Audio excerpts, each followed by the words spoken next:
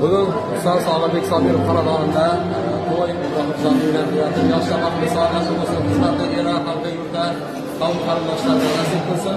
To'yning fayzi bo'lib o'tdi. Xudo xolasa boshlanishi juda ham go'zal, umrlari shunday go'zal bo'lsin. Mahmudov kanalida obunachilarga omad tilaymiz. Podpisatsiyalar bo'lsa podpisatsiyalar.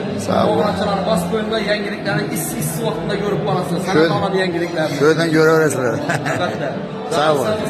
İşleriniz rahmet ülke. Sağ olun. Qani do'stimiz Matakbob bir indağa beka bir yaxshi niyatlar qilasiz. Assalomu alaykum. Mana bugün bütün Xorazm xalqi, O'zbek eli, bütün Türkiye eli quvonib turibdi. Mana Addinni samolyotda qo'yib bütün mehmonlar uchib kelib turibdi. Xudo xolasa, Og'abek buyuk yaxshilar chim o'tmadi. Bizning o'g'limiz baxtli bo'lsin.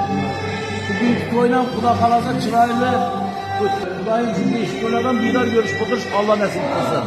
Tapkanınız fakat yaşına buyursun. Azı görüp biz bana halkı hürmetini tebrikleme. Sağ selamet olmasın.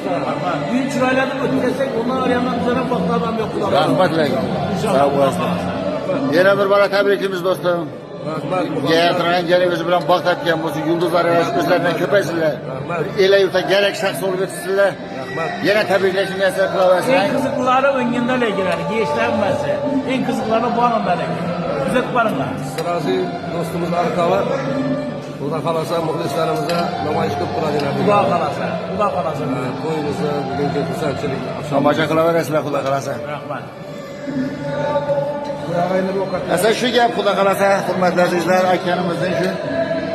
Yaxshi joylardan joylashtirib boramiz. Bugun Xudo qalasa O'zbekistonimizning yetuk san'atkorlar, hofizlar, O'zbekiston xalq artistlari hamma joy yig'ilishadigan kun mana Ro'shan akamizlar ko'rdilar. Xudo qalasa qo'yib chiroyli bo'ladi. Sağ olun.